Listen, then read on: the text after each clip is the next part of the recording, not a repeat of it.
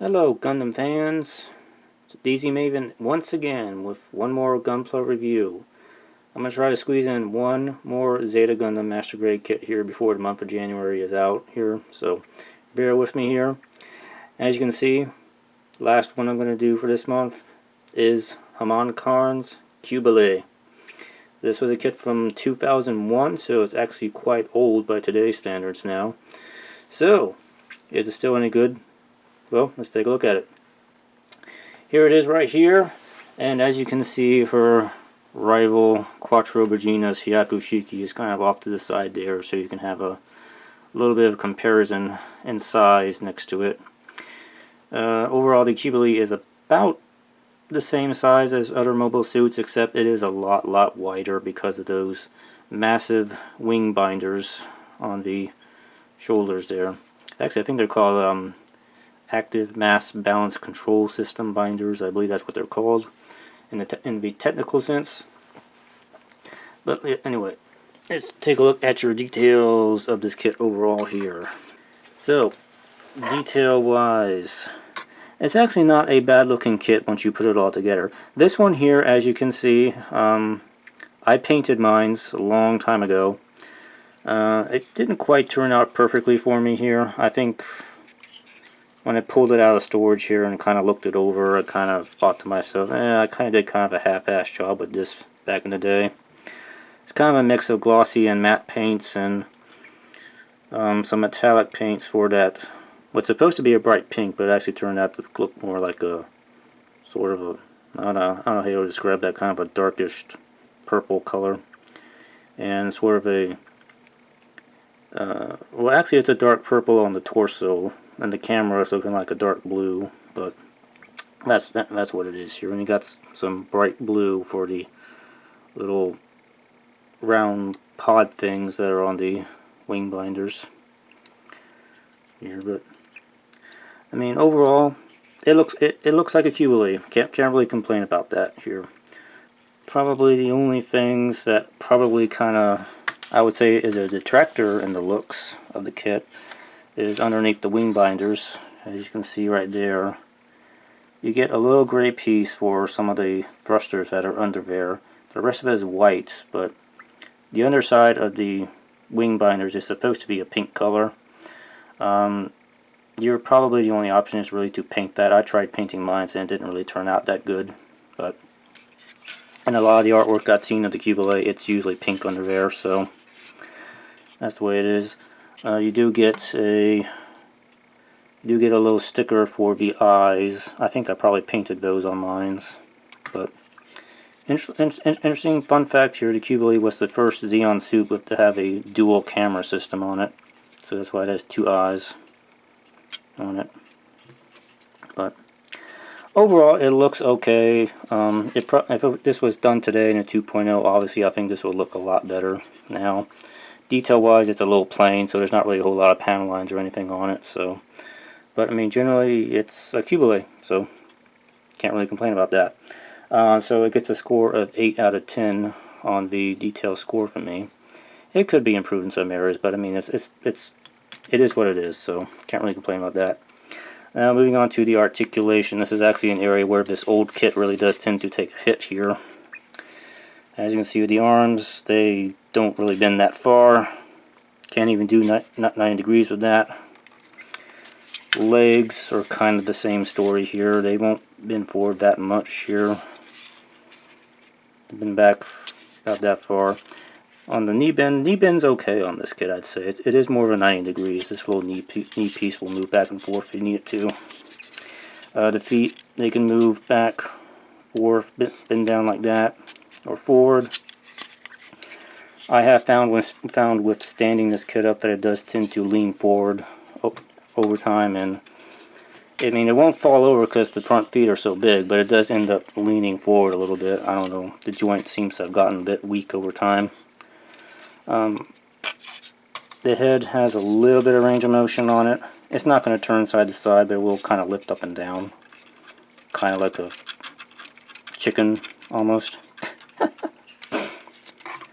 The wing binders will open up and move around a little bit. Kind of have to open up like so. can spread open like that. And they're kind of on little ball joints, so they can move around a little bit here. The one disappointment with this kit here that you're not going to be able to do, a lot of times the Qubeley will have a pose where these wing binders are folded down around it, so it's kind of flying around like that when it's launching or something. You cannot do that with the Master Grade, unfortunately, just because of the way it's designed. That's about as far down as the wing binders will go. So that's kind of disappointing. You might be able to mod the kit and get around that if you want to invest the time into it, but that's unfortunately just one thing you're not going to be able to do with this kit here. The torso will move around a little bit, that much, a little bit. And this back binder, which has all the funnels in it, can move up if you want, just like that. You got all your funnels are in there. These will come out. They're very, very tiny, so try to take care not to lose them. So, and the last bit of articulation is that the cockpit will open up like so. Let's see if I can get that. Yep, got it on the first try. And there is a little Haman Karn figure inside of there. I did paint that, so it is in there. But yeah, overall articulation is probably not the greatest on this thing. I mean, the way the suit's designed, it's not going to have the greatest articulation to begin with, but in terms of a Master Grade, it is kind of bleh. Probably the only interesting part of articulation are the hands here. This, I don't really recall exactly, but this might be one of the first kits that had articulated fingers on it, like this. But they kind of only got away with this on the Qubeley because the hands are so massive on the Qubeley to begin with. So yeah, you got all these fingers will move, except for the thumb though. The thumb is just one piece. Yeah. So yeah, articulation's not the greatest on this thing.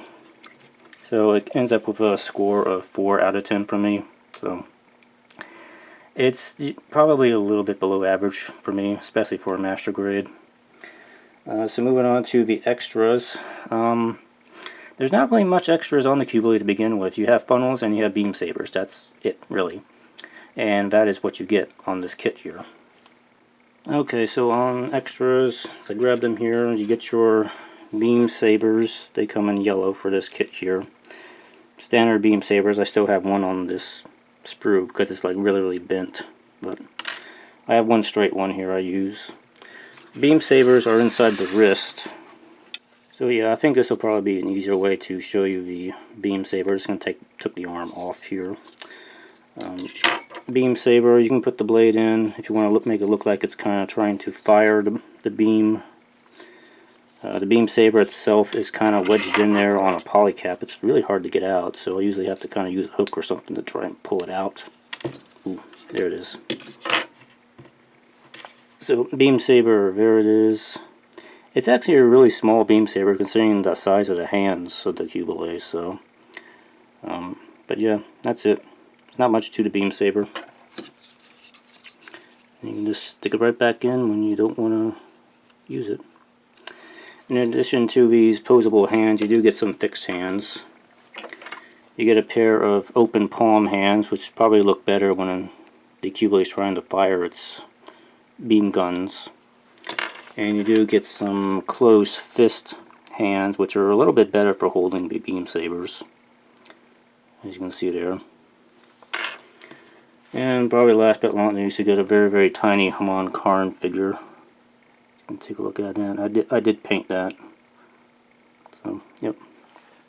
So yeah, not a whole lot in terms of extras here, but it kind of covers the basic stuff you would expect to have with the Qubeley. So, I mean, the only thing I could probably think about that would be better is if it had some way to display all the funnels, like maybe just some simple clear rods or something on a base or something that you could display the funnels with, because otherwise the funnels just kind of stay inside the binder on the back all the time. So yeah, extras is going to get a 6 out of 10 from me. So it covers the bases. It's not terrible, but I mean, it's kind of hard pressed to say what could be improved on this. So yeah, it basically covers what it needs to do. So last thing here is the value here. This is a 2001 master grade, so it is quite old. Retails for 4,000 yen, which in today's dollars is about $35. So it's, depending on where you get it from, it could be that price, but sometimes places tend to price stuff by the size of the box, so you might find it at 45 or more than that. So at those prices, I don't really think it would be worth it. If you can get it for 35, it might be okay. If you really want to have a 1/100th scale Qubeley, this is kind of your only real option at the moment here. So until Bandai comes out with a 2.0 of the Qubeley, which I kind of hope they do at some point, because I really do think this kit could be updated. Instead of that, there is the newer HDUC revived version of the Qubeley. It's 1/44th, but it goes for 1,800 yen, which is about $15, and that actually has better opposability than the master grade, and the color separation on it is pretty good on it from what I've seen. So if you want a Qubeley and you're not really concerned about scale, I would probably suggest getting that version instead of the master grade. So until a 2.0 Qubeley comes out, go with a HDUC revived version. So that gives this total score of 23 out of 40. So it's kind of subpar now by today's standards. So yeah, it's kind of about what I expect this year. So, but it's not a terrible kit.